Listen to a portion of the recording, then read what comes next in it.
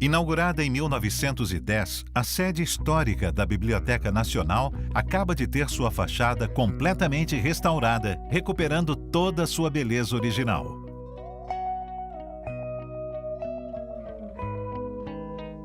É uma das mais abrangentes obras de restauração da área externa desde a construção do prédio, que envolveu mais de 120 colaboradores, técnicos e operários com o apoio dos servidores da Biblioteca Nacional.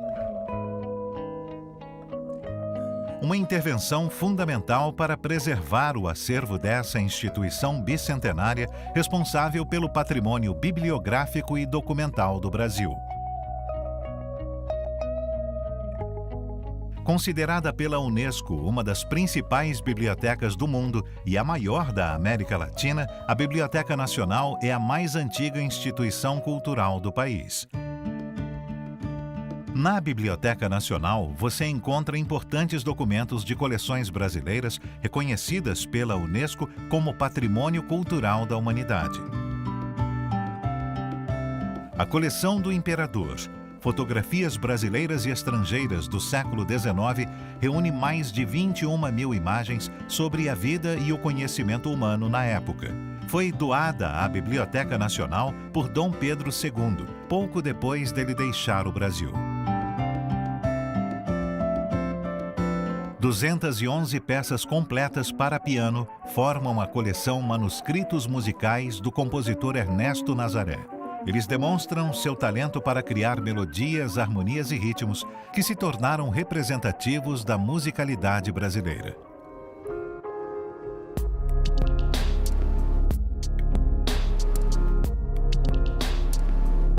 O Atlas e Mapa de Miguel Antônio Sierra é resultado das observações astronômicas e das cartas geográficas feitas por esse cartógrafo italiano no século XVIII. De tão completas foram usadas para a demarcação dos domínios portugueses e espanhóis no Tratado de Madrid de 1750.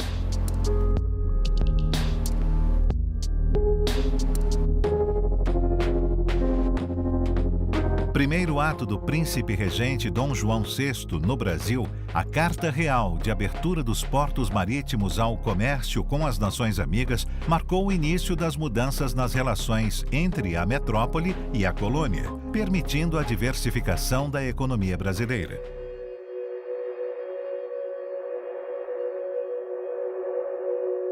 As matrizes de gravura da Casa Literária do Arco do Cego formam uma rara coleção de ilustrações sobre ciências naturais, medicina e saúde pública. Foram impressas em Portugal por esta editora, dirigida pelo botânico brasileiro Frei José Mariano da Conceição Veloso. Obra do maior compositor brasileiro do século XIX, os manuscritos musicais de Carlos Gomes reúnem partituras originais de suas óperas Maria Tudor, Fosca, Salvador Rosa e O Guarani. Exilados na França, os irmãos Andrada se corresponderam com o jornalista e diplomata Antônio Vasconcelos de Drummond. São as Cartas Andradinas, um rico painel com a visão de José Bonifácio sobre os acontecimentos políticos do Brasil no início do século XIX. Os desenhos de Joaquim José Freire e Joaquim Codina são os destaques da coleção Alexandre Rodrigues Ferreira, naturalista que identificou no início do século XVIII inúmeras espécies da fauna e flora da Amazônia brasileira e registrou os costumes de povos indígenas já desaparecidos. A coleção Guerra do Paraguai, Representações iconográficas e cartográficas, é repleta de documentos e imagens que mostram casas, acampamentos e a força de pessoas como os escravos, que lutaram por sua própria liberdade em um dos conflitos mais sangrentos do século XIX.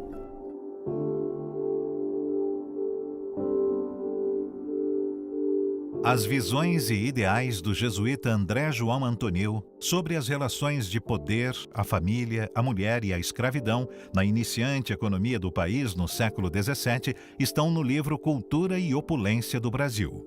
Um relato tão rico que teve sua primeira edição proibida, apreendida e destruída por ordem de Dom João V, rei de Portugal. O arquivo Arthur Ramos inclui anotações deste importante médico sobre variados temas, além de originais, fotografias e desenhos e uma extensa correspondência de Ramos com amigos. O arquivo Lima Barreto contém mais de 1.000 documentos produzidos entre 1892 e 1922. São originais do autor, que incluem uma crônica inédita, recortes de jornais, documentos pessoais e correspondências trocadas entre ele e Monteiro Lobato, Olavo Bilac e outros nomes da nossa literatura.